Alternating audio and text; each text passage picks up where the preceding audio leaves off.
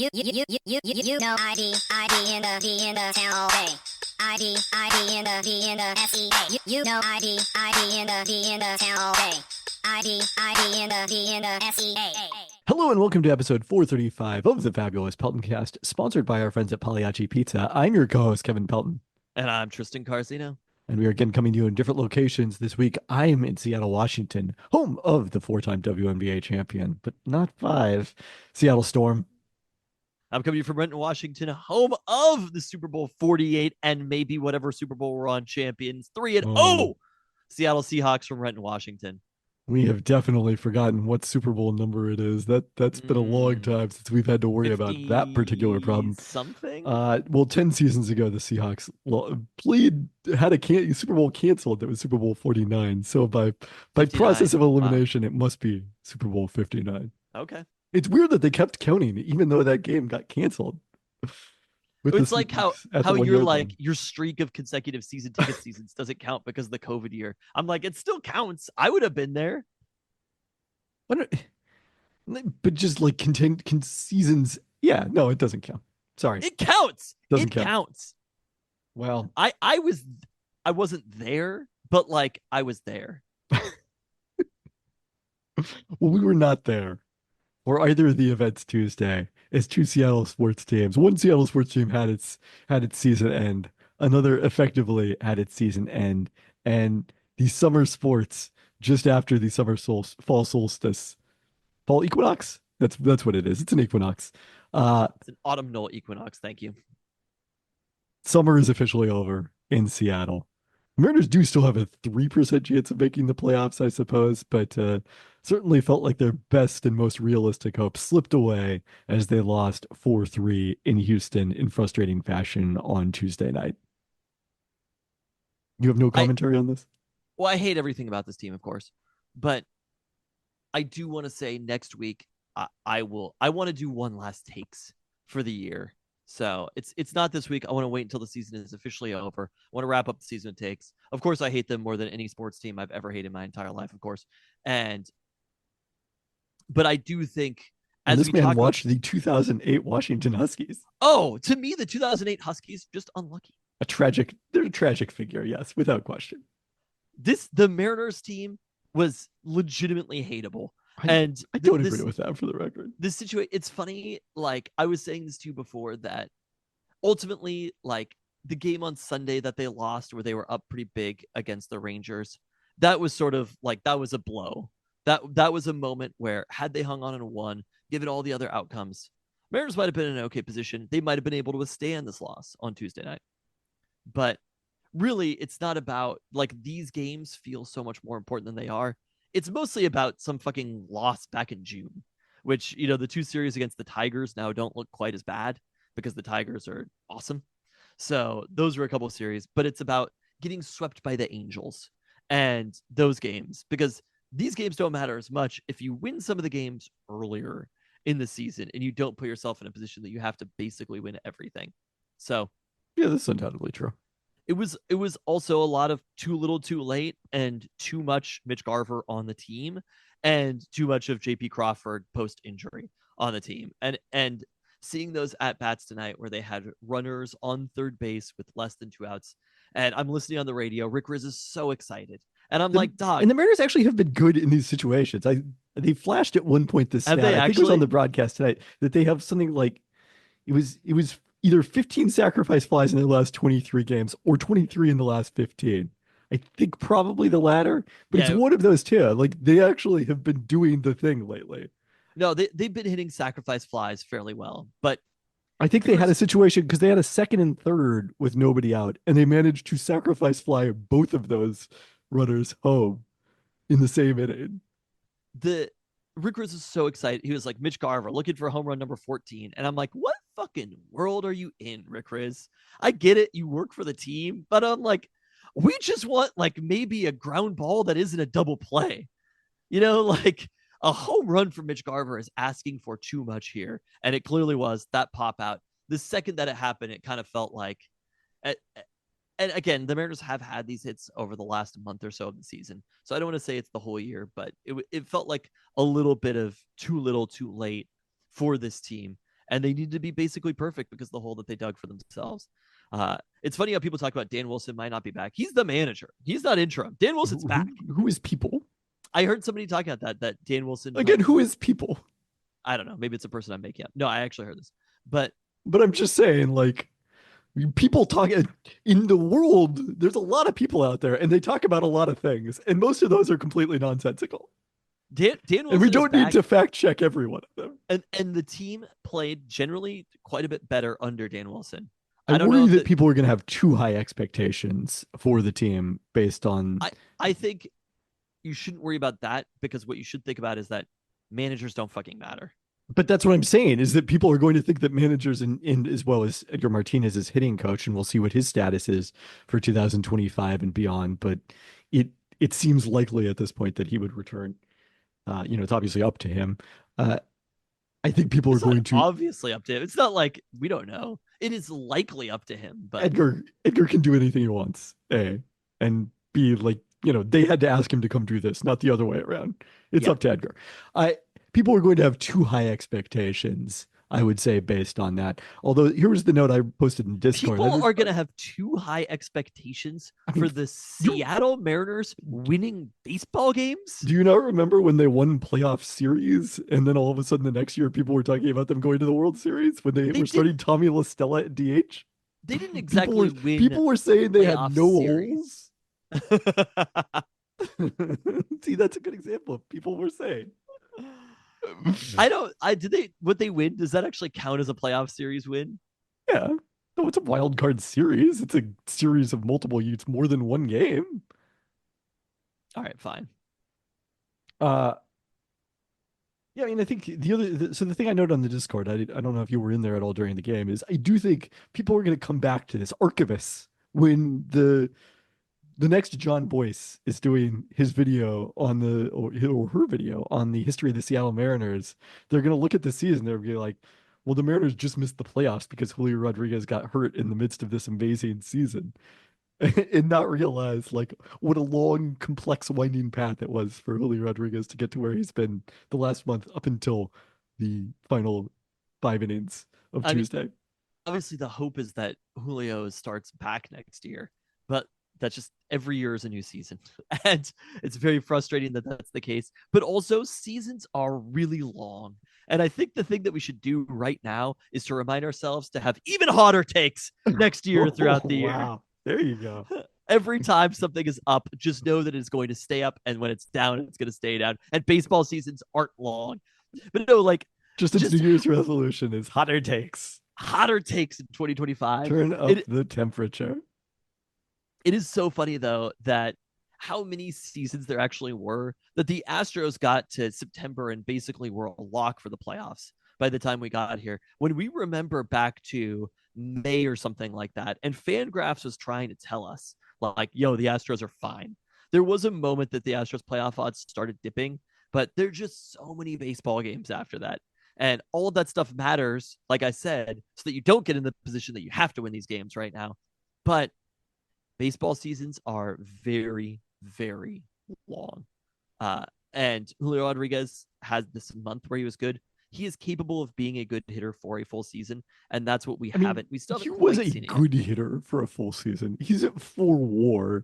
He is hitting 275. But he wasn't a good hitter for a full season. He was a great hitter for a month, and he was a kind of bad hitter for the rest of the season. But that doesn't add up to being a good hitter. No, I said he was a good hitter for a full season, though. And that's weirdly semantical. That's supposed to be my role in this podcast. The Mariners need to basically first off, they need a Julio that's better. And second off, they need a Julio that's better for the whole season. Not just a spurt. They also need to kind of spread those runs around a little bit more evenly. I mean, sure, yes. Why don't you simply distribute your runs more evenly? I don't have an answer for this team, though. I don't know. I don't know if that was a movie phone reference.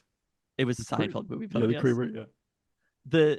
But like when I was watching the Yankees, they are so terrifying. Soto and Judge are so terrifying. And ultimately, I was kind of like, the Mariners you see the Mariners lineup and it's Soto and Judge and Gleyber and players like that. And then you're like, and Dylan Moore is coming up on the other side. Just like, what the fuck are we doing here? But ultimately, the Mariners could trade for a player like they could have traded for Juan Soto had they really wanted to. It's not impossible. Aaron Judge, they could have tried to sign Aaron I don't know if Judge. you're It wasn't aware of the impossible. Mariners' payroll limitations. But I I'm do just think it's saying, impossible. it's not. It's literally there. Like Soto hasn't signed an extension with the Yankees yet. They could have traded for him 2 times, probably, if they wanted to. And there's a reality that the Mariners just don't really want to. If I were And running the Mariners, I would simply trade for Juan Soto. I mean, right? It's not like it's a bad strategy. It's not like it's a stupid perspective. They probably should have 2 times. I mean, So it might be because of the fact that if you're the Yankees, you can trade for Juan Soto, and while you lose the prospects, you're not sacrificing another starter, or 3 other starters. If it's the Mariners, it's you're putting replacement level players at 4 other positions because they can no longer afford to pay anyone else because they have Juan Soto.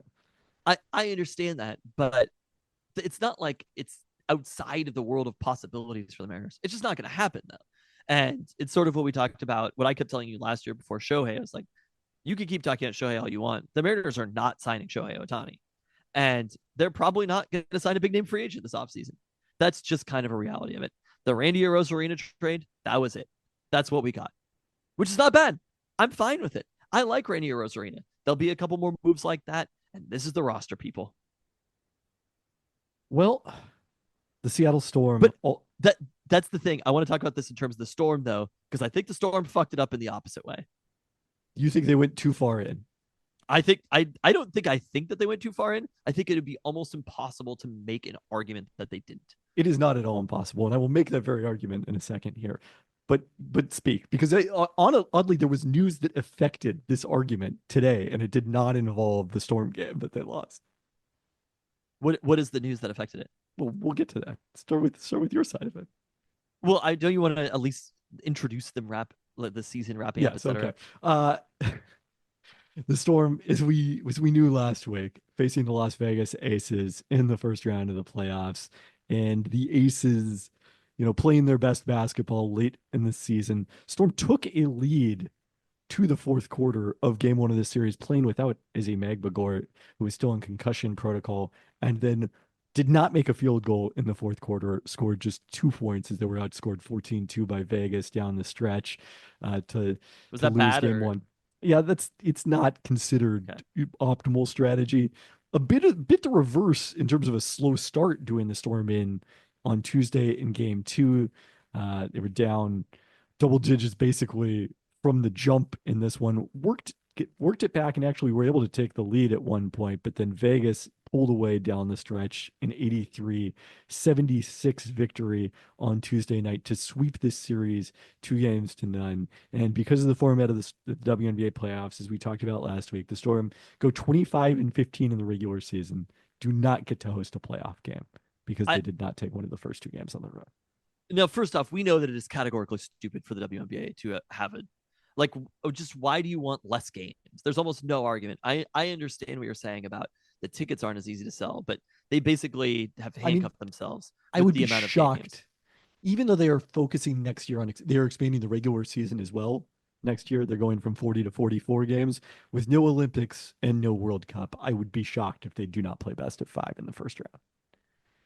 At the very least, I'm sure they will go to best of 3 with the lower seed getting to host a game, especially if it happens that the Indiana Fever and Caitlin Clark do not get a home game if they get swept by Connecticut that's tomorrow. on Wednesday. We don't know yet. We do not what's yet gonna know happen.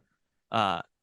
Again, it would be a massive miss by the league, and it's the thing that's absurd is that they didn't see it coming, right?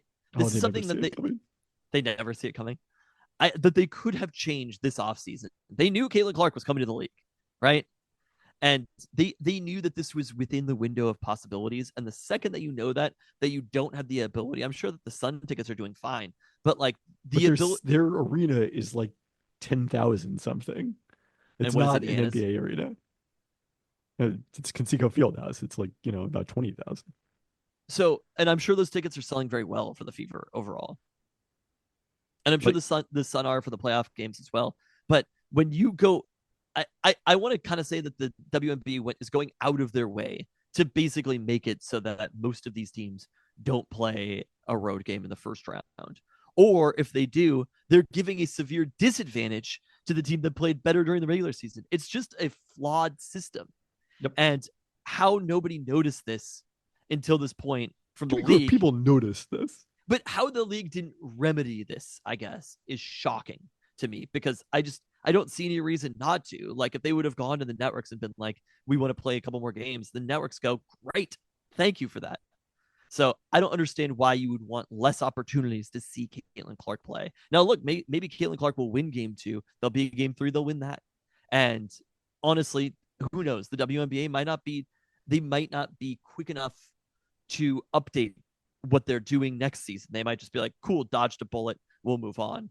And I think there's probably a likelihood that the Fever are in the top 4 seeds next year. But for the Storm, there was a 2-game separation between them and the Aces this season. But sometimes a 2-game separation in wins and losses is a massive chasm. And that's what it was for the Las Vegas Aces and the Seattle Storm. I think it's more that Las Vegas's record is not indicative of who they are as a team. I mean, clearly, if the Storm would have drawn Connecticut in the first round, even though Connecticut played an awesome game one against Indiana, that would have been a more favorable matchup for the Storm, who won that season series 2-1, won a game in Connecticut. They ended up, including the playoffs, 1-5 against Las Vegas. But for the Storm, ultimately, I mean, sure, maybe they were a little bit unlucky with who they played in the first round. We went into the season knowing that they had no chance of winning a championship, more or less. It would have been an extremely unlikely scenario. Things actually opened up for them better this season. The season played out better for the Storm than yes could and no. have. There wasn't as top heavy. Like there were teams that they could have competed with between the Liberty and the Aces. Ultimately, the Liberty were as good as we thought they were. They don't include the Liberty in that. The Aces did not have the kind of dominant regular season that we expected. Okay, it wasn't 2 teams. And so there is a scenario where, because of the fact that the Aces were the 4th seed, if you were the 2nd or the 3rd seed, as Connecticut and Minnesota are, there's a path. One of those teams, barring an upset by, Caitlin Clark and the Fever or the Mercury, the Mercury, not the Sun. One of those 2 teams is going to be in the WNBA finals and playing either New York or Las Vegas because of how the bracket shook out. But Minnesota and Connecticut were way stronger than I think anyone expected them to be.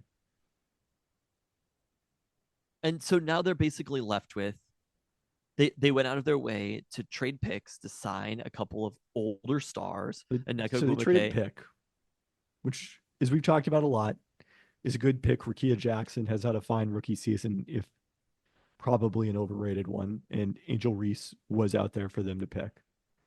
But the key to that trade is they didn't just trade the number 4 pick to create cap room.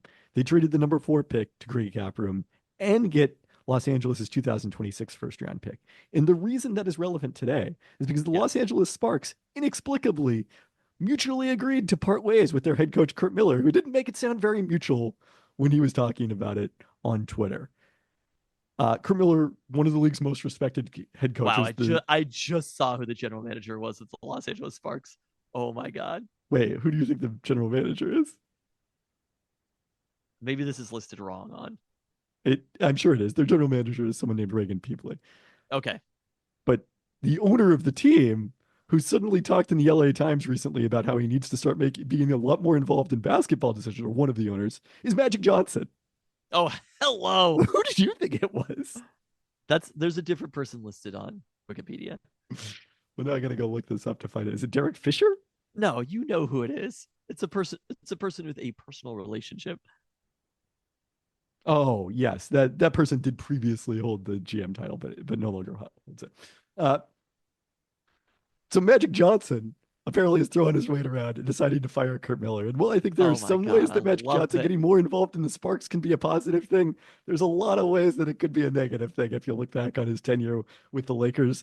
All of it, like, this is a team that was not, I mean, they were the first team eliminated. They finished with the worst record. They were probably a little more competitive than that. And they're getting Cameron Brink back next year.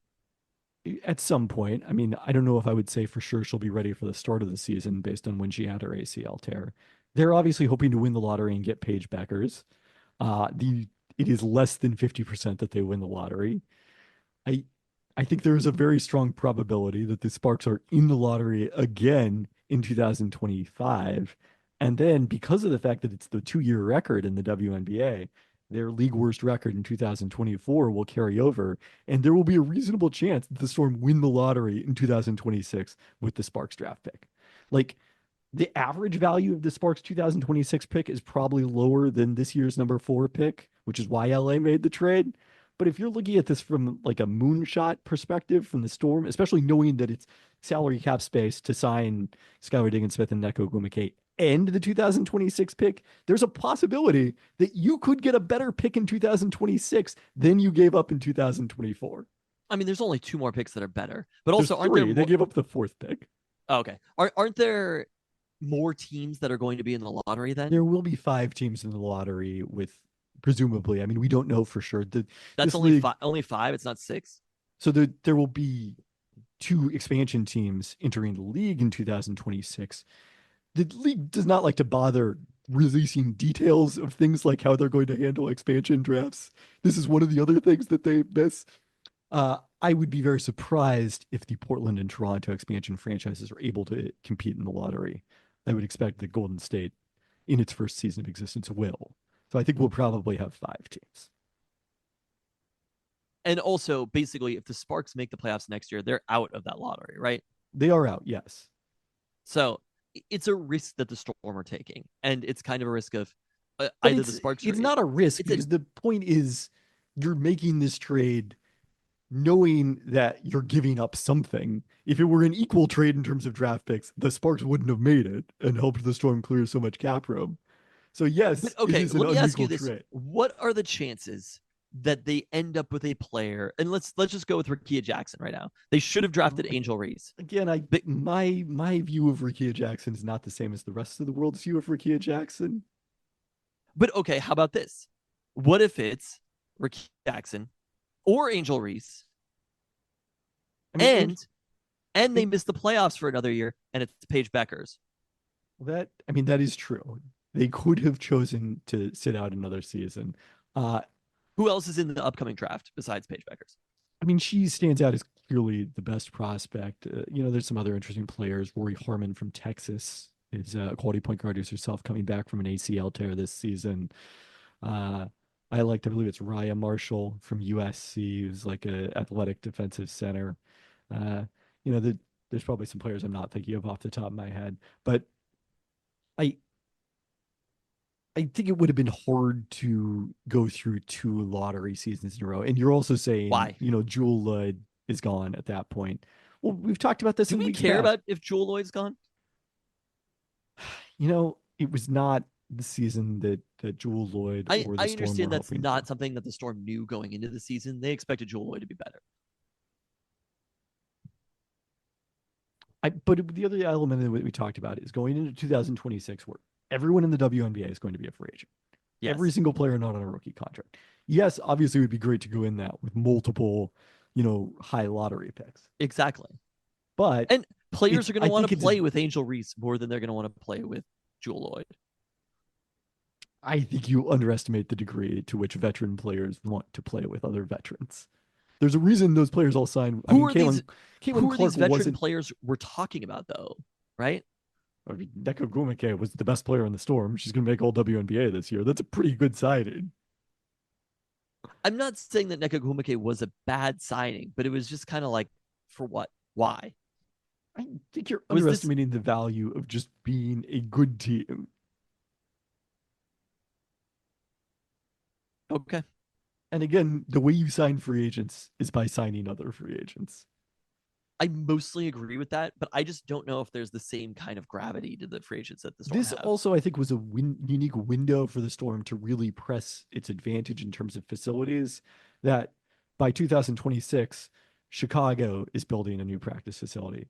I think it's Dallas is opening a new one that will open in 2026. But why? That's what you're not answering. Like, was this season that enjoyable for you? Was there any part of this season where you really thoroughly enjoyed Storm basketball?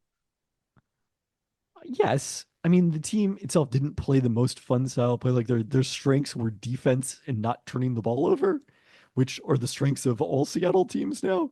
Seattle teams are uniformly bad offensively. I don't get it. Seattle teams are better statistically than actual It points is true. output. Wait till we get to the UW football section of this. Thank you.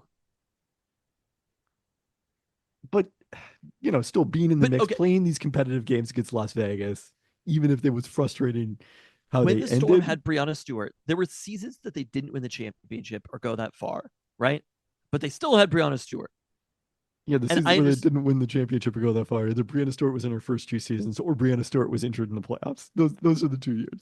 That's pretty much That's the it. years. Yeah. But His first they 2 years, still, they won the championship in 18. She was hurt in the hurt all season in 19. 20, they win the championship. 21, she was hurt and missed the playoff game. in a league this small, 22, you they lost with her. you But basically need to go find outlier players. And there aren't that many But of those that's what I'm players. telling you is that the LA But first round pick is a better chance of finding an outlier player than even the Storm's number 4 that pick. is, Because I think although Angel Reese was but terrific you're as a not factoring rookie, the other point, which is getting a young player now, getting Rakia Jackson, Angel Reese, somebody like that now, but also missing. Honestly, if you can stomach missing the playoffs for 2 years with a player like Paige Beckers, who seems to be as good as those types of players, right? yeah, I think probably so. You should do whatever you can. I just don't think this was that fun of a Storm season. I think part of the I reason think it wasn't that fun of a season is because people had too high expectations for it. Like 25 and 15 is about what I expected going in. maybe That was because what I there's said as an expected wins. Like, hell, their wins projection I look back on, I had them at 21 and 19 and only I had thought like 2 teams in the league above 21 wins. I don't know what I was thinking, but I imagine this year would be more fun. And honestly, like watching some of these players, like they're not as fun of players overall because your description about the type of basketball that they play, it wasn't the prettiest basketball happening for the Storm. Gabby But Williams also, I will say, is very fun. well, how much did Gabby Williams play? She was terrific in the playoff series. And In if we talk one about game? 2025 offseason, Did she play in game one? yeah, Ezzy Okay. didn't play in game one. Oh, Gabby okay. played. Ezzy is also fun. That's Her kind injury of cast a bit pall the over the team. end of the season. Ezzy is the team going forward. I would So- not say that. In contrast with the Mariners, it is kind of interesting how what I was saying about Breonna Stewart. Look, as much as I loathe the Mariners in every way, they still have going to the 20. I like that we're having a joint conversation with these two teams. It makes They, sense. they still going into the 2025 season have a rotation that can basically beat any team in the league. And, maybe one of those players gets traded. I find it to be pretty unlikely at this point if they haven't yet that they're going to. I think that's it. That's the rotation. And you know what? It probably should be because they have a rotation that's maybe slightly overrated statistically because of the ballpark that they play in, but they could beat anybody and they're good. And they also have Julio Rodriguez. And again, despite the fact And that Randy Julio Rodriguez, Rosareda and Victor Robles. They have Well, fun players. but yes, they have fun players. But what I'm saying is that similar to Breonna Stewart, if you have Julio, there is a chance that Julio is the MVP next year. Yes. And like, there's not a chance that Randy Rosarena is the MVP. There's not a chance that Victor Yeah. Robles is. Yeah. But there is a chance that Julio Rodriguez is the MVP in the American League in 2025.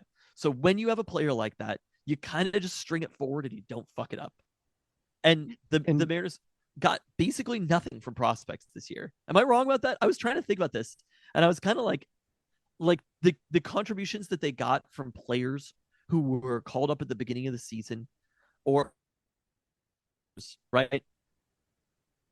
They got almost Colin no Snyder, I suppose. Is that kind of a couple of relievers? Yeah.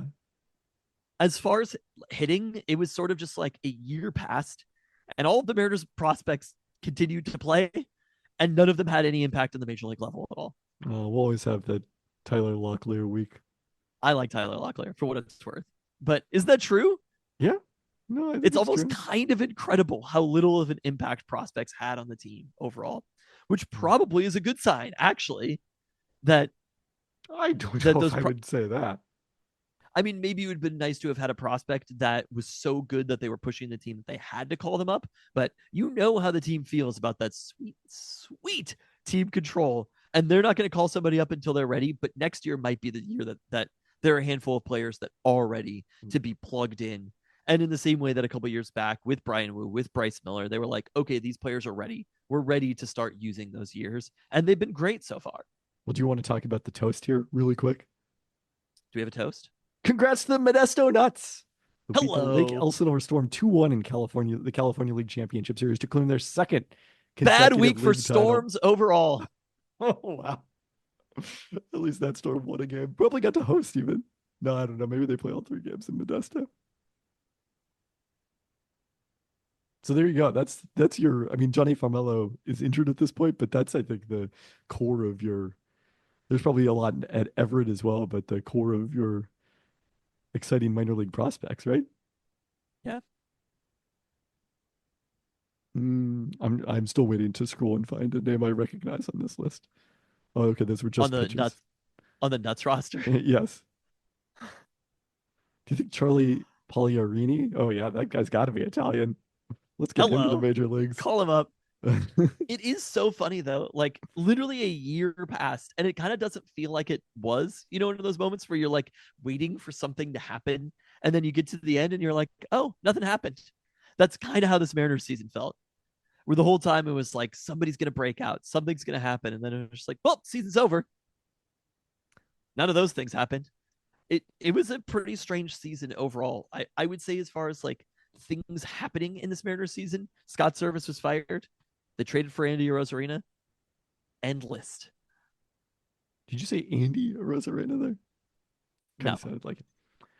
The other thing is Julio was thrown out because he was avoiding a bat. That happened. We'll always have that. That was something. Victor Robles tried to steal home.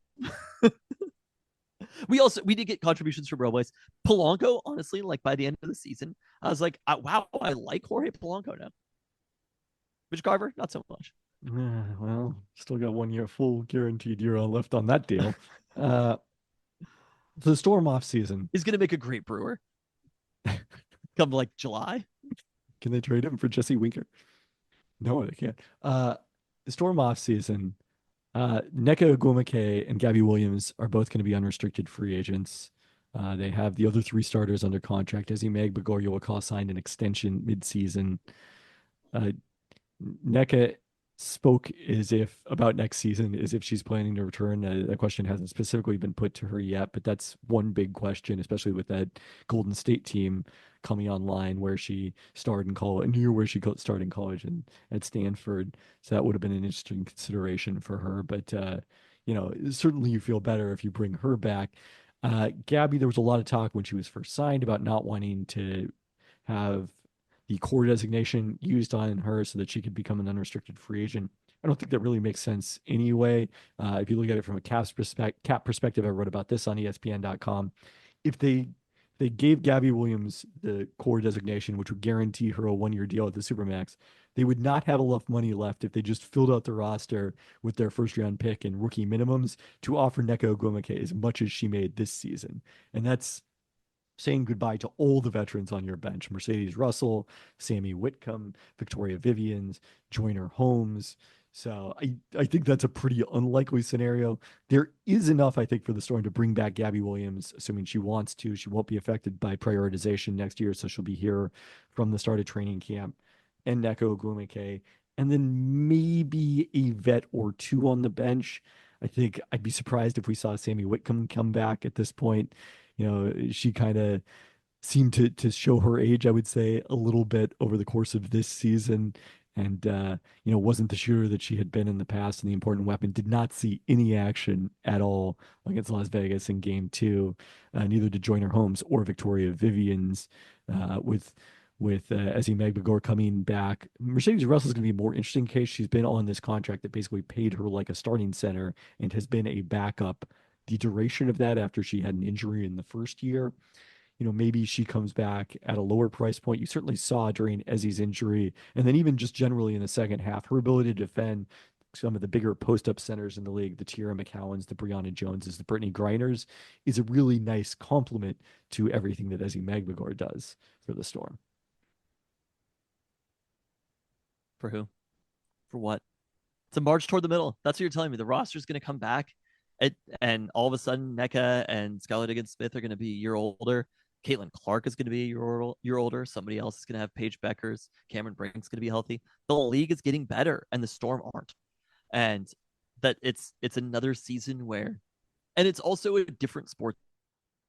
We talk about these two things in basketball. The chances of winning a championship as a team that just made the playoffs very low.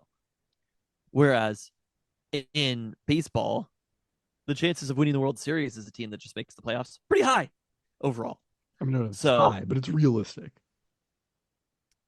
it's next season, most likely. The Liberty, the Aces, probably the Fever, somebody like that. I mean, The the Fever Sun. still have some work to do to get to the Storm's point. Connecticut also is kind of dicey year to year as players have a tendency to leave there.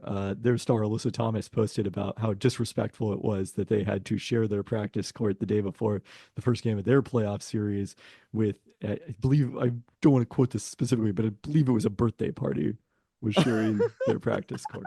I was gonna get Cirque du Soleil, but No, no, you aimed much too high in that one, sadly. So I a think party that's incredible. the facilities issue is coming for Connecticut as well. There was a, yeah.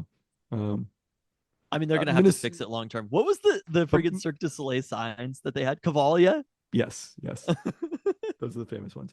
They were like, the fucking horse dancing is on the court right now. But Minnesota is the number 2 seed. You're not talking nearly enough about Minnesota. Or They are very Minnesota. good. And Minnesota is also sort of the path not taken for the Storm a little bit. Like they went a little cheaper in free agency and signed Courtney Williams at point guard, who, I don't think was as effective as Skylar Diggins-Smith this season. But then Alana Smith is a center and was kind of the Neko Gumake's second best post player to change teams. She's younger, came cheaper. That was an interesting point of, and signed a multi-year deal. That was an interesting point of comparison over the course of the season. Neko was better this season, but that's kind of the path not taken for the Storm a little bit. I'm also, But then again, the big difference is Nafisa Collier finished second in MVP voting, and the Storm just doesn't have anyone at that level. yeah, they don't have anybody at that level. Also, the Lynx probably aren't going to win the championship. I think it's more plausible than you think it is, and they already did win the Commissioner's Cup, so they've won a trophy this season. Who are the Aces? Are they playing the Lynx in the next round? No, they're playing the Liberty. We talked about this a bit. Oh, it's Aces Liberty. So then Lynx Sun is the next round. Likely those two spots. Obviously, the series have not been decided. I mean, So the Lynx probably will go to the championship. I think there's a very good chance of it. They've won in New York twice this season. They're 2-1 against the Liberty, or 3-1 against the Liberty, I think. But Nafisa Collier is one of the best players in the league. Yes. And then the other thing with the Storm, what I didn't mention in that offseason was how are they going to get better at shooting? They were the third team in the past decade, or the fourth team in the past decade, to shoot worse than 29% from three-point range. So they're going to need a lot of regression to the mean working for them. Where did Nafisa Collier come from? She was the number 6 pick in the draft. 6th pick in the draft, actually. Yeah. So you can get that. It's very rare. If you look at WNBA history, like MVP caliber players drafted outside the top 3, it's basically just Nafisa Collier and Jonquel Jones. But she's a bit of an outlier. Saw that time at Fenerbahce. It's just not going to happen. Alyssa Thomas was the 4th pick. I suppose we can say outside the top 4, outside the lottery. But look, that's the reality. Is you got to get lucky. And they're not maybe putting themselves in the position to get lucky. I would say the 2026 LA pick is how they're putting themselves in the position. You are putting a, and look, maybe I like that we keep saying and look, you're not looking. That the problem with the Mariners was too many people looked. I think that there is a better chance to make your own luck, so to say, than I think you dramatically underestimate how painful it is. The other reality of this is was the Storm I don't pay that much attention, so I'm not underestimating anything. No, a whole season could pass and I wouldn't care. That's like the luxury. A whole of being season a passed of Mariners baseball, and I watched so much of it. And the season ended, and I was just like, "Wow, a whole freaking season went by." I watched how many hours of this baseball team? But it's not like I care. Yes, this might not have been the most fun Storm team to watch, but it was also the most watched Storm team in history. They set all-time records in attendance. And obviously a lot of that is the the rising tide led rising by Caitlin tides. Clark Yeah. lifting all boats, but they're not going to enjoy that same lift if they're 9-31. Okay, they weren't going to sell as many tickets and do as well with their games after the Olympic break if they were tanking. It's such an incredible job of shooting for the middle. I mean, first off, they have the most championships in WNBA history. Like, this is not this. That's the The difference era's between them and the about to Storm. be over. Between them and the Mariners. Like the Mariners, The if they Mariners just had the got, least championships in Major League Baseball if history. they just got one World Series, I would be thrilled. They have the least World Series I have appearances. 2 WNBA championship rings, and I haven't worked there in a long time. What, me either? They didn't give me a single ring. Did they win the championship, by the way, that year I worked there? I would have to go back in the notes to determine what year you worked at the Storm. I want to say 2008.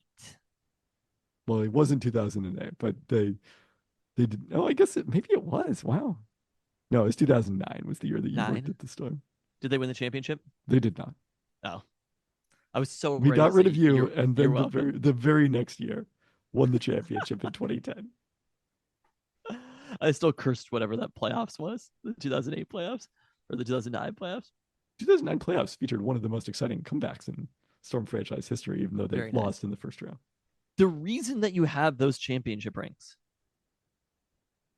is because the Storm drafted first 2 times. I mean, I'm not disputing that. It's not a bunch of role players. It's not a bunch of pretty good players. It is Lauren Jackson. Look, this is no offense to Sue Bird either. Sue Bird's important, but those are Lauren Jackson and Brianna Stewart championships. And it's from and also Sue Bird was pick 1 too, right? She was, yes. So there you go. If you want to drop away to win the championship in the WNBA, have the first pick in the draft, and maybe they will. Maybe that's what you're kind of saying is maybe they will. That's not what I'm kind of saying. I am full on saying it. It's still not that hard to make the playoffs in the W. Yeah. It is when you start that bad. You know what? You have to sign Skylar Diggins-Smith and Neko Gomake, and they're not walking through that door.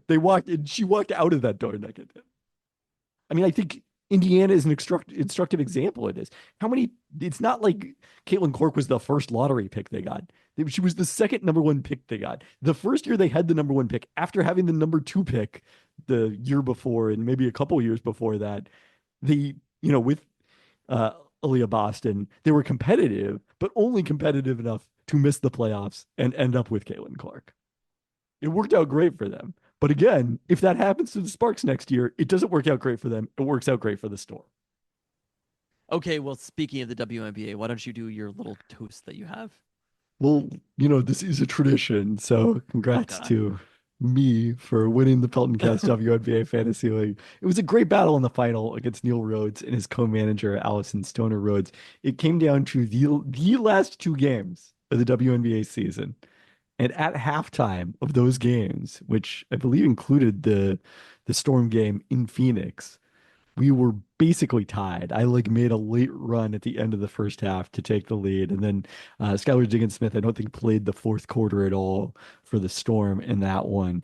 But Satu Sabale really carried me to this. She's the entire reason I won this fantasy championship. I drafted her. She was injured and basically out nearly the entire fantasy regular season, but came back for the playoffs and was just a monster, including on the final night of the season when Arike Gunbowale, my top player, did not dress at the last minute after, and I did not find out until after I could replace her in the lineup. So I was convinced that was going to cost me the championship since it was that close, but Satu stepped up for me.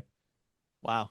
It's kind of not fair to be playing WNBA Fantasy League against you. But here's the funny thing is the thing I had inside info on was Gabby Williams. And I did not sign Gabby Williams. Someone else got to her first before I thought of it. That's really funny. But also, you're one of the 4 most knowledgeable people about WNBA, especially statistically speaking, of anybody in the world. I suppose so, yes. I finished second in my other league. Although I did make money in that one. Oh, really? I did.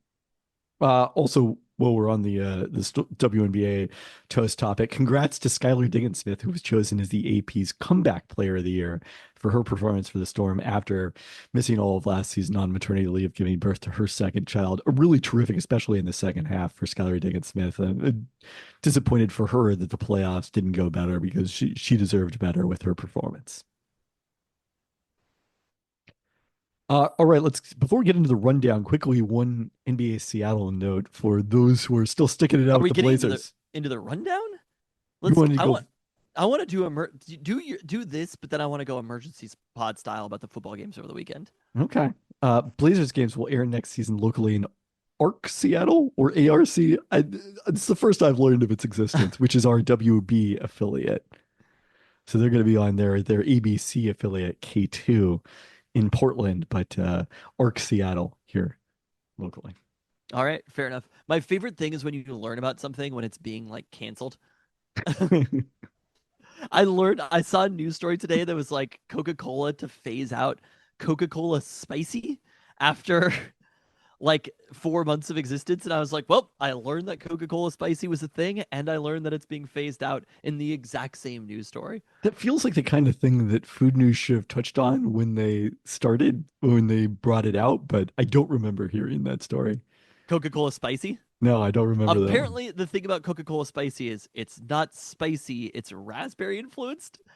There were just like a lot of checks and balances. And literally, I had never once heard of this, but there were a lot of checks and balances that weren't met. I was aware of Oreo Coke, but I'm also I'm just familiar with that. I mean, you especially, you went to the Coke. Didn't you go to the Coke Museum? it's a Coke store. Coke in store, Vegas. yeah, I wouldn't whatever. call it a museum, but They didn't Or have you'd have to spicy be- Coke? I did not see it. Did not see a mention of it. Saw nothing about it. Apparently, there was. I guess you had inside info that they were phasing out spicy Coke if you would have known to look for it. I knew nothing about it. Again, this thing it didn't cross my plate. Coca-Cola Spicy, but It didn't cross your palate.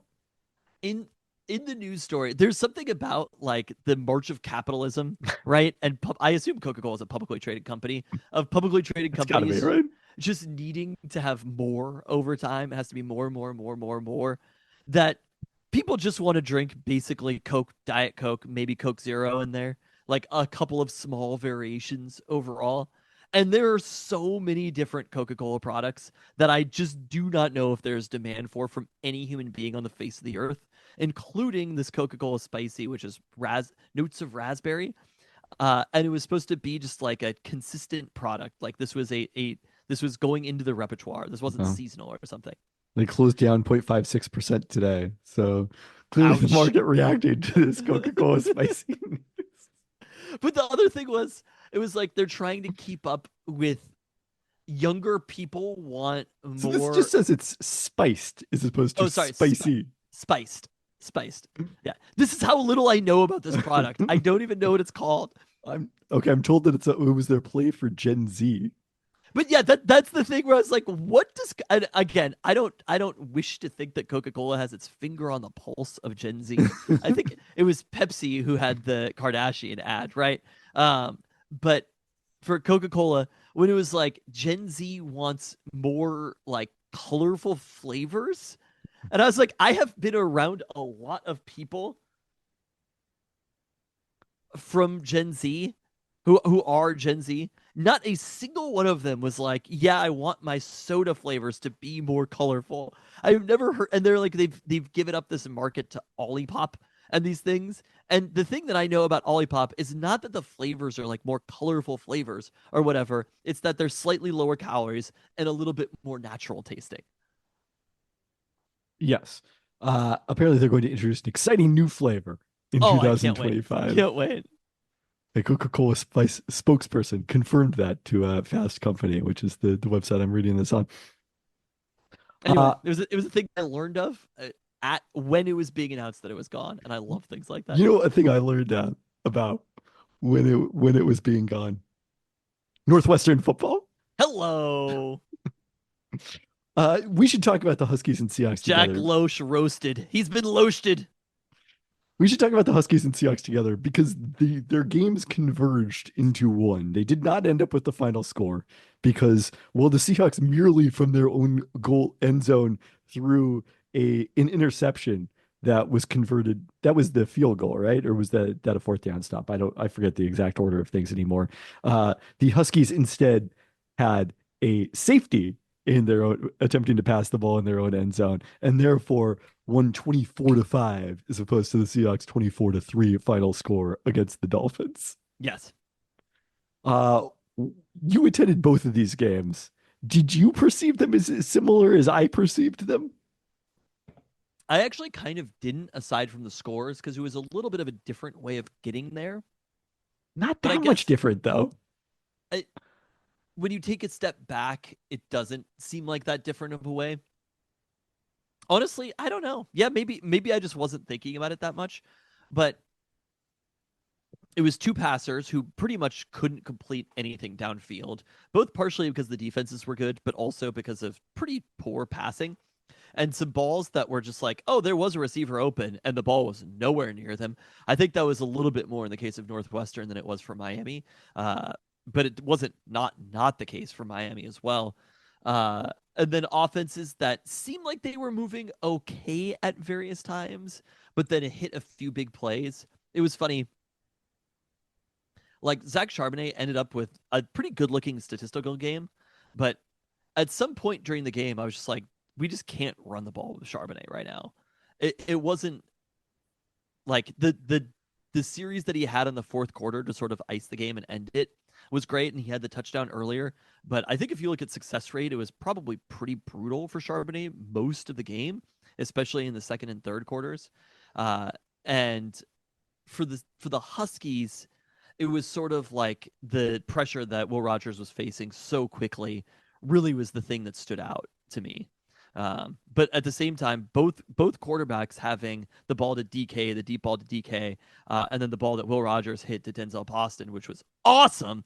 They both were awesome plays, actually, overall, where you're just like, that's my motherfucking quarterback, that somebody can make those throws. These games are identical. Yeah, Zach Charbonnet's success rate was 30%, 25% for Kenny McIntosh. I mean, look, this reflected the offensive line, which thankfully was able to, whether the Miami defense wore out or what happened in the fourth quarter, eventually, put together a game-sealing drive. But look, it was 17-3 Seahawks at halftime, 17-2 Huskies at halftime. I guess the thing that was different was for the Seahawks, it was kind of just like there's no chance of them scoring. There was not a moment during the game that I thought to myself, and also how quickly you're aware that Northwestern had a kickoff return to the 2-yard line. It did not score. They kicked a field goal from the 1-yard line. That was incredible. What a time to be alive. But I felt like it just, and again, I think statistically both teams were, I don't know whether it were yards per play. The Dolphins Northwestern had 112 total yards in this game. I think the Husky defense may have actually been more stifling, but watching that Seahawks defense against Skylar Thompson, I was like, oh, they're not scoring. Do you know how many yards per attempt Jack Lausch averaged? It was like 1 something, right? 2.0. 53 2.0. yards on 27 attempts. I mean, I think the thing to parse, I love that we get to do this podcast, is these two like similarly aligned things with each other. The symmetry. The I just never felt like there was a single moment that Skylar Thompson was going to score on that defense. What about Tim Boyle, though? The first Tim Boyle drive was where they got down to. Tim Boyle did look a little bit better than Skylar Thompson. I'm like a mild Boyle believer. Mild Boyle believer. That's right? Actually the first time that particular phrase has ever been uttered. It actually is kind of incredible. It's funny because I was thinking of the score during the game, but that I just didn't really connect the two games that much. I mean, I think the other difference is there weren't 18,000 penalties in the UW Northwestern game. Yes. That was the thing that stood out the most about the Seahawks game was just the penalties. And that's why the experience of being at it felt so radically different. Whereas the Husky game was, I don't know, relatively brisk, I guess, for a college game.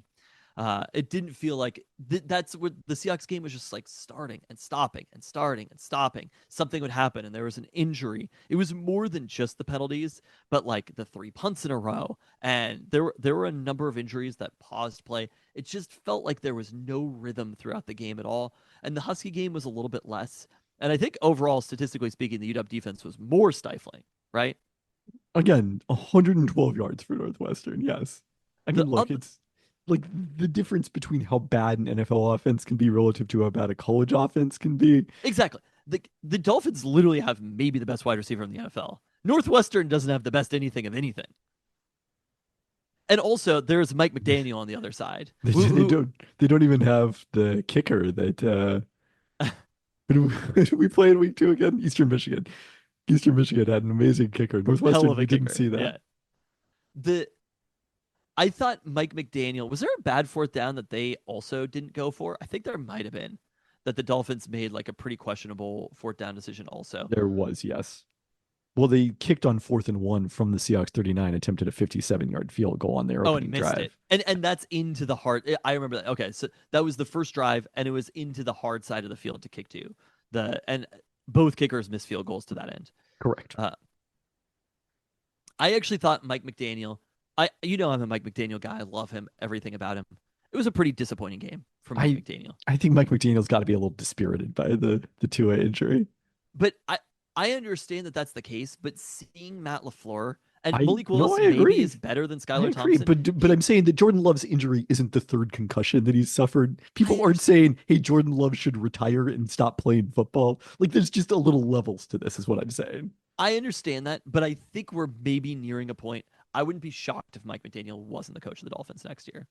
I would still be shocked by that. But it's a fascinating turnaround from a year ago where Mike McDaniel was the hottest coach, and now he's not even the hottest Mike McD. There we go. His game plan coming into that game was to more or less play things relatively normal. There were some short passes, but it's just like, dude, you have Skylar Thompson against what we know is probably one of the best defenses in the league.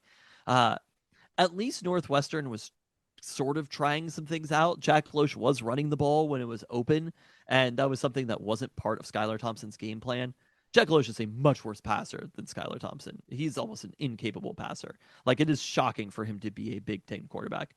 I was wondering about this also, though. So they started a different quarterback, and I don't remember what was said during the notes. Northwestern started a different quarterback for the first couple of weeks. Is Correct. Loesch the starter but was hurt during those games? No, they made a change to Loesch. Lausch? I think it's Jack Lausch. So Jack Lausch was considered to be a better quarterback than, I can't remember the dude's name, but Mike Wright, who was their quarterback for the first 2 weeks of the season. Yes, but one of those, like, they weren't playing Washington in the first 2 weeks of the season. Let's put it that way. Bad could Mike Wright have been during those games? I mean, I think they won both of them also, right? No, they lost their second game. That was the Duke loss, was the second game for Mike Wright. I mean, I think that Northwestern is categorically awful, but they scored 13 points against Miami of Ohio in their opener, just to be clear. The Northwestern defense, kind of legit. Have they been legit? I was wondering about that also. Yeah, both Northwestern and Miami. Where are they statistically? They allowed 26 points to Duke. But, I mean, do we want to have the UW offense versus the UW defense question? What's the question? Or the discussion? Because FPI efficiency, in something that I know is going to shock the listener, the Huskies are 36th in offensive efficiency and 34th in defensive efficiency. They are basically the same. I mean, that's not a terrible place to be honest. No, it's a good place to be. I'm just saying, I think it is shocking that they are so relatively similar. What I've been telling you this shit. I'm telling you, like, first off, the Mateer performance. John Mateer is, I was looking at, maybe it wasn't QBR, but maybe it was FPI is very, very high. He's just a good quarterback. Like, it is confounding to see because he's kind of incapable of passing the ball, but John Mateer is actually an excellent quarterback. And the way that UW kind of controlled him during that game was actually pretty impressive when you look at it. But that's not the point I'm making. The point I'm making is the defense is not as good as it looks. Well, That's the opposite of the point I'm making, which I don't think you're wrong about, but it's mostly that like Northwestern is now the 120th ranked FPI offense in terms of efficiency. Eastern But Michigan there's nothing that they is could have done more in that game, if that I makes sense. I agree. I'm just saying 94th, and then obviously playing an FCS opponent in your first game. So the schedule strength is taking a big bite out of the UW defense. Exactly. It's a little bit of they've done what they had to do. They just didn't get the chance to do it against a legit team. It's not a question of whether they're good or not. It's a question of like again, people's perception is this UW defense is like a top 10, top 15 unit in the country, and the offense is like 60th. And actually they're both in the 30s in terms of FPI efficiency. I hear that FPI efficiency. I think in reality that the defense is probably a top 15 unit in the country and that the offense is probably in the 30s. Because the offense they haven't produced touchdowns Oh, as good. This is again the everything that goes wrong is a fluke. Everything that goes right is sustainable. I'm telling you, I've said this consistently about the Huskies. We fought about this last week. This team is just good. I And mean, again, we didn't find out anything about that against Northwestern. Maybe what we'll no, we find out found out against. some things about that. They are still that's the point that I want to make is they're still a Big 10 team. They're the worst Big 10 team, but they are still a Big 10 team. This wasn't Eastern Michigan. This wasn't an embarrassing team to play against. I UW mean, has defensively, played yes, they're bad. ranked. Wow, Wisconsin is one spot behind them in FPI efficiency. They're 98th in FPI efficiency. Some of the teams ahead of them include Ohio, Western Michigan, UAB, Eastern Michigan, There we by the go. way. So there's your Big Ten team. It's not Eastern Michigan. Marshall, Texas State, Georgia Southern, Western Kentucky, North Texas, Buffalo, The Dolphins are also an NFL team. Toledo, Sam Houston. Okay, fine. I still think with that level of domination, like it could have been a comfortable victory. They probably should have scored more points than they scored. And maybe the defense should have given up. The defense really didn't do anything to give up points, though. The positions that they were put in to give up points was all because of mistakes the offense made. They did have a couple of penalties, but yes, I mean, offensively, I think the one thing is like people kind of forgot at some point that the offensive line is the biggest question mark about this team, and there were stretches of the game. I think you can say this about both the Seahawks and the Huskies again because those games were the same, where the offensive line made it impossible for the very good skill position players to have success offensively. I think they both kind of figured it out a little bit. And that was the thing that That's impressed me the that's pretty most about optimistic. The Seahawks are 31st in both pass block win rate and run block win rate. I was impressed that throughout the game, Ryan Grubb came back. There were like 3 series in a row where it's just like this offensive line is fucking terrible. And they came back all of a sudden, and Gino was just boom, boom, boom, boom, boom. The penalties was what really hurt them more. Sure. And the penalties obviously are a part of football, but I think that's something that's a little bit less like replicable. And Well, not Lynn Clark's crew is not going to be calling every game. Good God, Land Clark, why? How did he get promoted? That's what the NFL was looking for. It's kind of wild how many Pac-12 refs have ended up becoming NFL refs. But the penalties were kind of what killed them on those series, more than just the pressure, I felt like. And it kind of set them behind the ball. But once they got it going and it was just like first down, first down, first down, first down, and that opened things up. I think Ron Grubb, actually given the situation, and I talked to you about this, was I thought he called an excellent game overall. I have no complaints with Ryan Grubb, and we did like there was a discussion about play action last week, and play action did not work this week because the offensive line was not holding up. So, I think if that was his philosophy, it was validated. No, it's kind of the mark of a good play caller, though, is that if something isn't working, he's like, okay, I have the toolbox to not, and this was a Pete Carroll issue. I have the toolbox to go to and say, okay, this thing isn't working. We can see that it's not working. I'm not going to keep doing it. I'm going to do something different. And that's what they did on those last handful of drives in the fourth quarter, which ended up being successful. I thought it was a great game overall. I thought Gino played a great game. The ball to get DK as wide, like DK is incredible, but to get DK that wide open, you also have to give some credit to the play caller. So that was great. The Will Rogers touchdown pass, still giving somehow credit to Ryan Grubb. But The Will Rogers touchdown pass that he dropped in the bucket for Denzel. Will Rogers did get recruited by Ryan Grubb, so I think that checks out. Absolutely. That was a beautiful pass. And I actually think Michael Penix was an incredible quarterback. I think if you give Will Rogers the exact same setup that Michael Penix had, I think their seasons wouldn't look all that different. Also, I just more I athletic scrambling. do not agree with that assessment. I mean, one of the other half of that Husky offensive line observation is that Will Rogers has played really well this season in structure and has shown more arm strength than I think I expected at the very least, coming out of an air raid offense and intentionally going to an air raid offense out of high school. Where he has struggled is pocket awareness when pressure has come.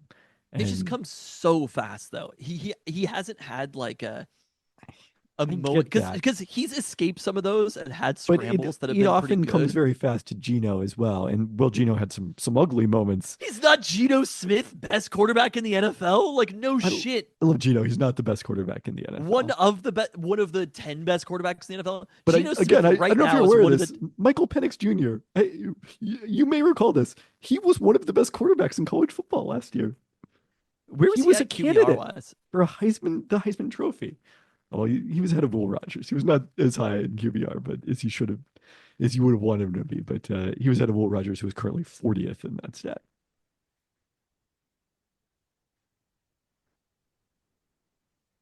Michael Penix Jr. last year finished 10th. Okay, but the previous year he was quite low He was 12th. overall in the country. Yeah. I mean, Oh, these I are thought he also was. pretty good for a guy who doesn't really run much, I thought he was a little bit lower than that actually, but knowing how much QBR tends to value running.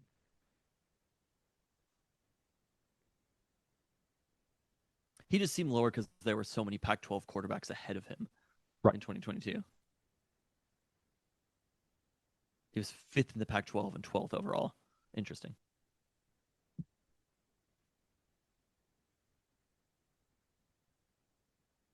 Anything else from these games? I'm so impressed with Will Rogers right now. Overall, I'm impressed with Will Rogers. I'm impressed with Jed Fish. They have to figure out how to turn some of these plays into touchdowns, but I think the games that he's been calling have been overall very solid. They're still figuring this shit out. That's the thing. Like Jed Fish hasn't coached this team for very long. And I think we're sort of I mentioned this the season that I think we have to compare it to is Kalen DeBoer's first season here with Michael Penix. Don't think we Granted, should compare it to that. at this moment, depending on what happens against if they beat Rutgers, do you think that's more fair to compare it to that? I suppose it's more fair. But again, I don't think that a season that they ended beating Texas in a New Year's Six bowl game is a fair comparison to this Husky football season. I just Isn't it want to kind go of on the record. crazy that we beat what is now the number one team in the country in back-to-back years? Although they weren't playing their best quarterback. I feel like we're like seriously the most wildly disrespected program of the last played a fucking national championship game and somehow are still disrespected. And that's the other thing that I was thinking about Steve Belichick's defense is if Steve Belichick just scheme wise right now, like he's doing some wonders. Granted, we'll see. I'm excited to see him against Rutgers. I'm excited to see them against Michigan in a couple of weeks.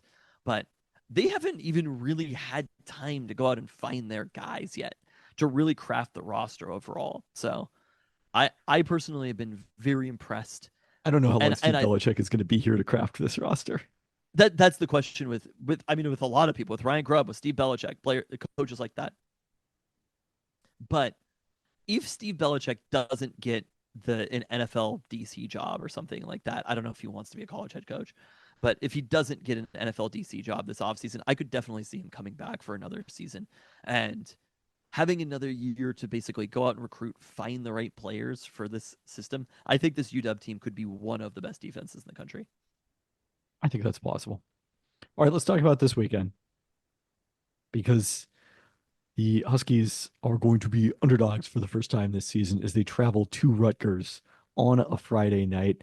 Greg Schiano, in his fifth year back at the helm after a stint in the NFL, They finished better than 500 and won a bowl game for the first time in his second stint last season, off to a 3-0 start this year. They blew out Howard and Akron before winning 26-23 at Virginia Tech last Saturday, kicking the winning field goal with 156 left to play. Their schedule ranks 116th so far in FPI, where the Huskies are 112th. They're 58th in FPI efficiency, ranking 47th on offense, 63rd in defense, and 65th in special teams. Minnesota transfer Ethan Kaliakmanis has started at quarterback. He's averaging 9 yards per attempt with 6 touchdowns and 1 interception, ranks 39th in QBR, so 6 spots out of Will Rogers. I think I said 40th before. He's 45th. In his toughest test, went 16 of 25 for 269 yards at Virginia Tech, so a pretty solid performance there from Kaliakmanis. His top talent target is FCS transfer Dymere Miller, who had 5 catches for 98 yards at Virginia Tech, is averaging 16.3 yards per reception. Converted defensive lineman Kenny Fletcher has 12 catches so far as a tight end, and wide receiver Ian Strong has also been a big play threat with 4 catches for 110 yards last week. Sort of buried the lead because Rutgers has been very rush heavy thus far. Kyle Monangi ranks 3rd nationally in yards per game. He's 2nd in the Big Ten in carries and 7th in EPA, just ahead of Jonah Coleman, who has 14 fewer carries this season. He did get limited to 84 yards on 26 carries by Virginia Tech, which presumably loaded up the box a lot. Samuel Brown, the 5th, had 60 yards on 14 carries in relief. And Kaliakmanis, also a factor on the ground. He had 8 carries last week. The Rutgers defense held Virginia Tech's Chiron Drones to 13 of 27 for 137 yards with a pick last week, but they allowed 183 yards on the ground, 6.8 yards per carry. Drones a dual threat, maybe a run only threat was a big part of that. But it'll be interesting to see. Like, teams have been loading up against the run, against the Huskies thus far, sort of daring Will Rogers to beat them over the top. And that's, I think, why the Huskies have been more pass oriented than fans would want. If Rutgers struggles, can Rutgers manage to do that and stop the run, or is UW going to be able to just kind of line up and run the ball at them? I think is the big question mark going into this game. And I looked at the stats against Virginia Tech, and after the game, my main takeaway was kind of just like, how did they win this game? There's nothing statistically that jumps out about Rutgers basically in any way. I mean, I guess the ground game, but it didn't against Virginia Tech. And I kind of take the previous games with a bit of a grain of salt. I just don't exactly understand who they are, which you could sort of say the same thing about UW, but I think the UW defense has definitely been more solid than the Rutgers defense has. And that's a little bit of, they just haven't quite put it together, scoring wise, but the efficiency is pretty good offensively for UW. It's a road game on a Friday night. It's the first true road game that this team has played. They're traveling across the country. It's going to be difficult. The offensive line is going to be pushing this game. I just kind of don't get what Rutgers is overall. And to me, without anything that stands out, I think this defense could kind of feast against them. And what they have done is forced a lot of turnovers. They had 3 turnovers, forced 3 turnovers against Virginia Tech, recovered a pair of fumbles.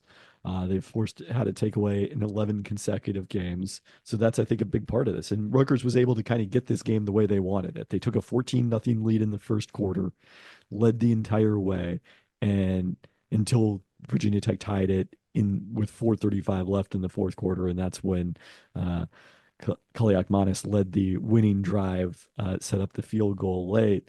I think if you're UW, you want the opposite of that game script. Take an early lead, be able to consistently run the ball, and force Rutgers to sort of pass against this, what I think is a pretty good secondary. 100%. Also, what you're describing is getting lucky. Like forcing 3 turnovers, 2 fumbles. That is not it. You're lucky in that situation. And I think ultimately that's kind of what happened in that Virginia Tech game. Especially with the 14-0 lead, needing the field goal to go win the game after that. I don't think it's an impressive victory right now. The one thing I will say about UW that was not true of the Seahawks over the weekend was the snap issues is something they have to figure out this week. That is not something that is going to fly against a legit team. Also, just kicking field goals is not going to fly against. I don't know if Rutgers is that type of team overall, but like they have got to turn the possessions that get into the red zone and a little bit beyond there just have to kick a lot less field goals, and they've got to start figuring out how to turn those series into touchdowns. And that was the difference against Wazoo, was the amount of field goals that they kicked when they were on the other side of the field. They moved the ball consistently, and they've moved the ball consistently most every game that they've played. And I see them doing that again against Rutgers. That's probably what it'll come down to, honestly, is are they scoring touchdowns in these games? And did they get ahead? Are they forcing Rutgers to pass the ball? I'm not scared of this Rutgers offense against UW's defense, but mostly in another, this is not quite the same wake up call as a team that played in the NFC Championship game last year, but the I'm excited about seeing this UW team against a legitimate opponent. And this week is how we will understand what this Husky team is probably for the rest of the season. And it's barometer week for both these teams. This week is how we will probably understand, especially the Seahawks defense going against an offense like the Lions, what the Seahawks team is probably going forward. They've beaten three very bad teams. We'll get to them in a second, but I personally am just excited about seeing this Husky defense playing a legit Big Ten team. They don't do anything super special, but they are a legit Big Ten team. And if they can go on the road on a Friday night crossing the country at Rutgers and win comfortably, that is a massive deal. I think they're probably ranked after that, and people are finally talking about UW positively. I do not think they are ranked at that point. I think they would have to beat Michigan at this point to get back in the rankings. If was Rutgers, they're not ranked, are they? Are they? No, I don't think so. Also, if Wazoo beats Boise State, I think people start reassessing that loss a little bit. The fact that Wazoo isn't ranked is a little shocking to me, but I mean, they did need overtime to escape San Jose State at home. The Washington State offense looked terrific on Friday night. The defense did not so much. By the way, this is not the first time the Huskies have played a Friday night game at Rutgers. They did so, you'll recall, in the 2017 season opener, which they won 30-14. I feel like that's one of those games that sort of just happened. I just don't even really remember. It's definitely a game that just happened. Wazoo's number 26 for what it's worth in both polls. So I wouldn't scoff at that as much as you did. Okay. I'm not disputing that Washington State is near rankings, but Washington lost to Washington State. So you've got a ways to go to make that up. Rutgers received votes and so did UW in the coaches poll. But how many teams back were they? Oh, very far. 26, 27, 28, 29, 30, 31, 32, 33, 34, 35, 36. Washington was 37. Rutgers was 38. Chances of victory. I actually think chances of victory are significantly higher than people are giving them right now. This is not undue confidence. I am so confident in this football team. After seeing them again, nothing changed about my perspective. I think there is a 65% chance of beating Rutgers in Rutgers. I think there is a 51% chance. I think the Huskies deserve to be favored, but not by much. This is a coin flip of a game. The coaches rank them one spot higher. Well, everyone knows the coaches' rankings are extremely predictive. Absolutely. I mean, also probably with home field advantage, you would assume that they would probably be favored if they were one spot difference. Which they are favored, for the record. What was the spread? 3.5? 2.5. You looked like you were going to say something, and then you just never did. I thought you were going to move on to the rundown or to the Seahawks or something. So the Seahawks, they are third now in DVOA, number 4 in Dave, the predictive version. Now, schedule adjustments are still not in there, and those schedule adjustments are going to hit the Seahawks hard, one would think, at some point. But still, I mean, what an amazing start to the season. Yep. I mean, wow, dynamite drop in, Monty. They're 3-0. You kind of can't complain about it. That's it. And some of these games have maybe been a little bit closer than you wanted them to be. The Dolphins was not. Denver's up to 19th in DVOA. Patriots 23rd. Miami, after last week, checking in at 32nd. Bo Nix also looked low-key kind of good in that game. He looked not bad. Not bad at all. Well, the team that Bo Nix beat last Sunday, the only team to beat the Detroit Lions thus far, the Tampa Bay Buccaneers.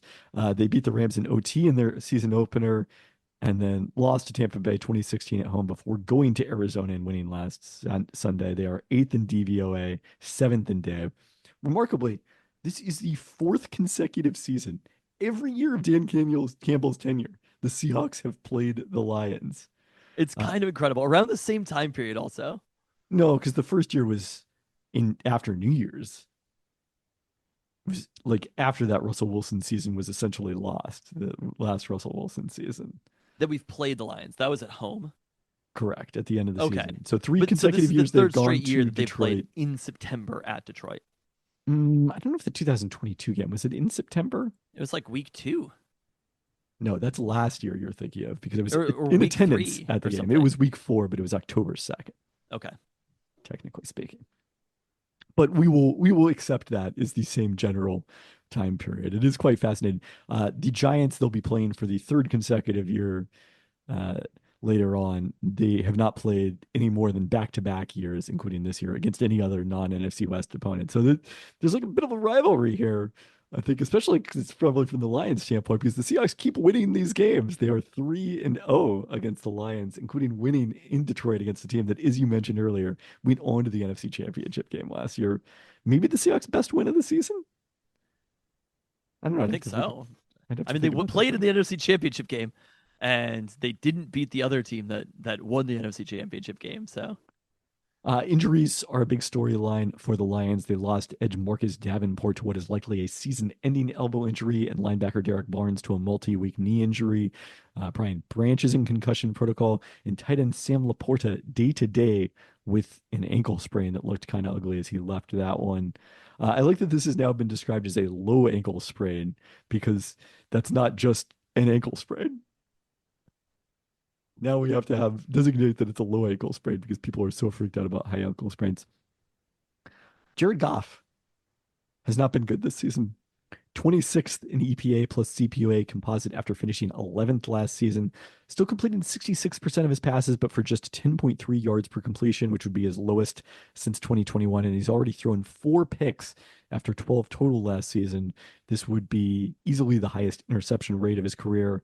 His on target percentage, also interestingly, is way down due to per PFR tracking, but I still have to believe that's kind of more of a small sample size issue than anything else. Uh, yeah, um, I don't know if Goff has gotten to the territory of. I actually think the sort of status, and maybe this is just a Seattle thing, the status that we've assigned now to Geno Smith, I think he's pretty cemented at this point, especially where he is this season. Goff is one of those quarterbacks who, even as he's leading his team to the NFC Championship game, he hasn't quite gotten there overall. Even when he's been pretty solid for a season, every game you're kind of like, well, we could still beat Goff. And I kind of think that's how for this game to me, and we could talk about the whole Lions offense. I don't think this is a game at all about the Lions offense versus the Seahawks defense. I think we know how it's going you're to go. that confident? I've been that confident. You've heard me talking for the I'm- last month. I Are you have. surprised that I'm that confident? But also the Lions aren't playing that well offensively. This is still Jared Goff. I mean, I There are guess quarterbacks who what maybe I'd Jared be a it little means bit to be concerned Jared with, Goff, I think is a different thing over time. but it's not right now. It's not that over time. And It hasn't been thus far this season. I'm not willing to go that far. I am not shaking in my boots about Jared Goff No right one's now. shaking in their boots, but again, the question is, you know, if the, like, what's the most points the Seahawks have allowed this season? Like, it's not hard to clear that bar. Well, I think did they give up 20 to the Broncos, but a lot of that was safeties. Yeah, the vast majority they give up 20 to both the Broncos and the Patriots. Yes. Uh, And perhaps that Patriots game relevant because they are number 4 in rush EPA, number 1 in success rate this season, with a pretty even timeshare between David Montgomery and Jahmyr Gibbs, both of them over 200 yards. So that will be interesting. The Seahawks really cleaned that up last week and did a nice job against Devon Achane. not. I mean, also it's kind of easier when you have a quarterback who can't throw the ball. Uh, but I think they're gonna be able to force Jared Goff to throw. Please, please throw the ball. I say, in this game against the Seahawks secondary. I just the way that Reek Woolen has been playing so far this season. We haven't quite seen it from Spoon just yet, but that we know Spoon is able to play. I Well, Spoon I'm has not been joining the Huskies on inexplicable defensive penalties. There was one that on the sideline where it's like, dude, what are you doing? Come on. Uh, I'm so unconcerned with this Lions offense against the Seahawks defense. I have never felt more confident that they're and look, they're going to score some points or whatever, but I think offensively, I would be shocked if outside of turnovers, getting the ball in much better positions, defensive touchdowns, whatever, special teams touchdowns, I would be shocked if the Lions scored more than 17 points in this game. To me, what it comes The down New to, England Patriots scored more than 17 points. shocked. Okay. To me, what it comes down Okay. to is, can the Seahawks team Well, can block I Aiden talk about the rest Hutchinson? of the Detroit offense? All right, talk about the rest of the Detroit offense. Amon-Ra St. Brown off to a relatively slow start with just 69 yards per game, down from 95 last season. Both his catch percentage and yards per reception are career lows thus far. Stepping into that void, third-year receiver Jamison Williams actually leads the team in receiving yards, but was held to just one catch and 3 targets for 9 yards at Arizona. After starting the season with a monster 5 catches, 121 yards touchdown game in the opener, no other wide receiver has more than 6 targets after Josh Reynolds signed with the Broncos. That'll be interesting, especially if Laporta is limited. He's also off to a bit of a slow start before the injury. Just 8 targets in his first 2 games. He averaged 7 per game last season when he was one of the most productive rookie tight ends in recent memory. I, But none of that concerns Tristan. does it concern you? I actually feel like there's something a bit amiss about the Lions right now.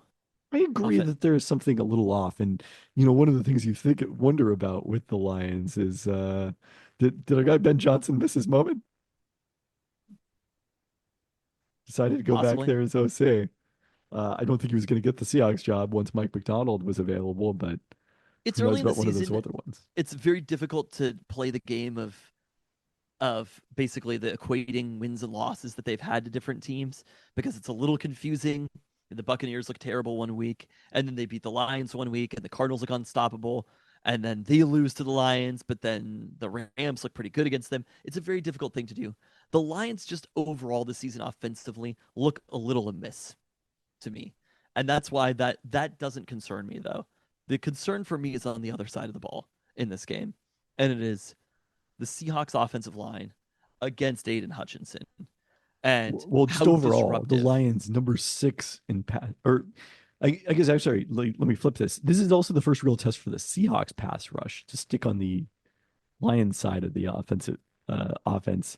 They are number 6 in pass block win rate, and Goff has been sacked just 4 times in 3 games, the fourth lowest sack rate in the league. So the Seahawks defense has been just continually generating And pressures, and particularly with the also front should four. definitely mention the injuries to Big Cat, Leonard Williams, and to Byron Murphy as well, depending on how True. they're looking, and whether Uchenna is back. So injuries a factor on the Seahawks side of the ball as well, but still, Boye Mafe has been playing incredible. Derek Hall has been playing well. Like the Seahawks defense has been pretty deep overall. I thought it was actually kind of incredible how much they withstood those injuries on Sunday, and it just didn't seem to matter. There's 100%. something there's something about Mike McDonald's scheme overall that there's a little bit of like it's not plug and play necessarily, but like he's been able to drop in different players and not see that much of a drop off overall. Great game for Jonathan Hankins, Mike Murphy getting a lot of action there. So, or Mike Morris, I should say. Mike Murphy. Is that a reliever? Uh, Pass rush win rate leaders this season. A fascinating set of 3 players in a row. Number 5 is Boye Mafe. Breakout season. Loving it. Number 4, Daryl Taylor. Just having a great start in Chicago. That's awesome. And then number 3, Aiden Hutchinson.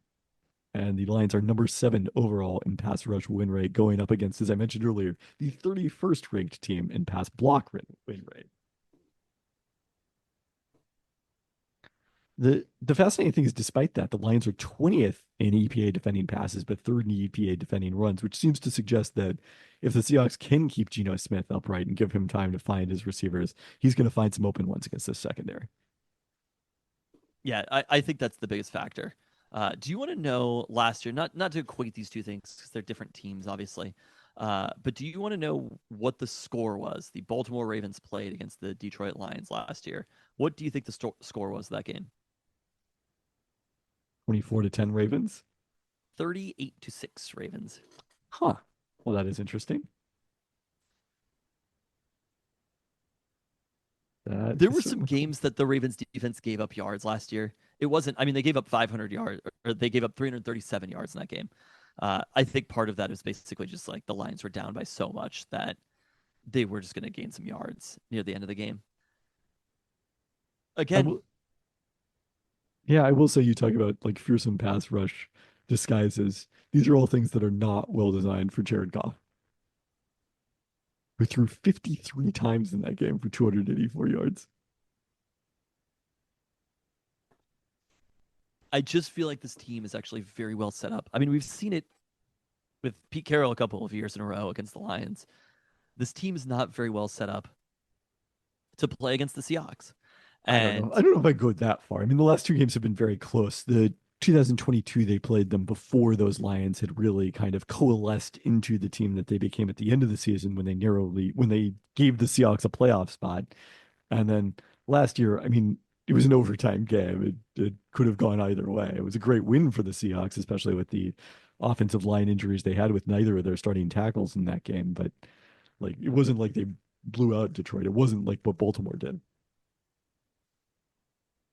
I'll be fascinated to see. I'm assuming no Ken Walker again. I think also the success rate of Zach Charbonnet. It is funny how that ended up being kind of a news story about Charbonnet playing well. And I know that he scored 2 touchdowns in the game and had that drive, but it does make me a little bit nervous having, and then avoiding those penalties as well. If the Seahawks can avoid getting sacks, penalties, things like that, those negative plays, and give themselves a little bit of time to just find those open receivers. But I think for now, being undefeated, I think we kind of have to trust in Ryan Grubb and what he's dialed up so far.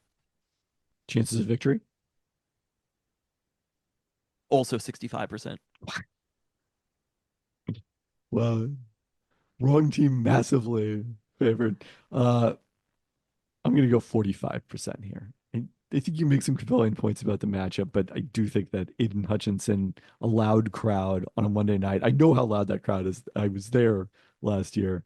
Uh, I think that's going to be trouble going up against Anthony Bradford and Stone Forsythe on the right side of that Seahawks line, even though Forsythe has done an admirable job thus far. Yeah, I mean, those are the big questions, and we'll see what the answers are that Ryan Grubb has for them. But he's aware of those things at the very least. Ryan Grubb is thinking about these things right now and how to counterbalance that. So I'm fascinated to see how it goes. Also, yeah, I mean, an interesting sliding doors. I think the Seahawks were very highly interested in Ben Johnson last offseason and ended up with Mike McDonald so far at 3-0. Definitely can't complain about that. I was actually thinking about how basically the way that the NFL works now, and maybe this has been like this forever, more or less. I feel like there were maybe coaches in the past who were like head coaches more than there are now. And basically, each team has two different position coaches. One happens to be the head coach, and one happens to be the position coach. But that's sort of the structure of how NFL teams are. I think it's probably more that you just didn't know about that back in the day. No, I'm saying that I think there's a good chance that it was, but I do feel like there are a few coaches who are like that. That is the head coach in a way. But You know, Don James up in a tower watching practice from a remove. was he really? Yeah, that's his famous thing. Didn't even learn the players' names. Um, but I was thinking about basically like you need a head coach always, but it kind of feels like there should just be like an offensive coach and a defensive coach and have those. That was the problem with Pete Carroll, is that Pete Carroll couldn't, and he maybe sort of started to at the end of his tenure with Seattle give up a little bit of that power, but like giving up the meddling, the fixing the offense aspects of it. Who knows with Mike McDonald? But right now, it seems like he's kind of just letting Ryan Grubb go. And that's the way that things I should be believe we have a structured. term for this. What is that? He's letting Ryan Grubb cook. Yeah, let Ryan Grubb cook. And if they can do that this week, there are going to be some frustrating points of this game. But overall, the Seahawks have probably as much skill position talent as the Lions have. I guess let me just do a why not us thing, right? Remember Russell Wilson? Why not us? I mean, I don't Are the dispute that. Again, the difference in these teams, if you believe there's a reason to favor the Lions, is their offensive line. I mean, yeah, Pine Sewell. Like the offensive line is better, but skill position talent wise, the Lions probably have the better running backs and running back in Jahmyr Gibbs, but quarterback the Seahawks are better. Receivers the Seahawks are probably better. Also, Noah Fant having himself a game last weekend. We didn't mention that, but Noah Fant How about AJ with Barner getting involved? Pharaoh Brown. I think that I think the Seahawks are underrated skill talent wise overall. And then you pair that with this Mike McDonald defense that has been stifling so far. They literally just have answers for everything. Granted, this is coming as a person who didn't really watch any of that Patriots game. They So have had answers for everything. they have had answers There's watching them questions they have against not been asked yet. well, they're And gonna be asked some of those questions this weekend. And I agree. That's why or you said it I was guess barometer week. oh, Although not a weekend. It yeah, is it's fascinating. literally neither game on the weekend, bookending two sides. I mean, the Friday is probably a weekend day, but yes, very odd to have both teams playing in neither on Saturday or Sunday. So we just hope for a victory Friday night, very chill Saturday. We get to watch Georgia, Alabama, go Dogs, and then NFL Red Zone all Sunday. 8 hours of commercial-free football for the first time for me all season. To watch that into Monday night, it is a beautiful thing. It's getting crisp out. Right now, you could not ask for anything more than to be alive. All right, let's do the roundup. Can we do this fast? The Seattle Kraken have played two preseason games. They lost their opener 6-1 at home to Calgary on Sunday, despite outshooting the Flames 34-27, and then lost 3-1 at Vancouver on Tuesday. So a rough start to the preseason for the Kraken. They'll play a back-to-back this weekend, hosting Vancouver on Friday, going to Edmonton on Saturday, then they're at Calgary on Monday. Seattle Sounders, a disappointing home draw against the last place San Jose Earthquakes last Wednesday. Shortly after we recorded, Sounders went behind 1-0 in the 15th minute, climbed back into the lead by halftime behind a brace from Jordan Morris, but saw San Jose find the equalizer in the 89th minute. A deserved result in terms of XG, despite an 18-10 shot advantage. The Sounders actually generated fewer XG, 1.5 to 1.4.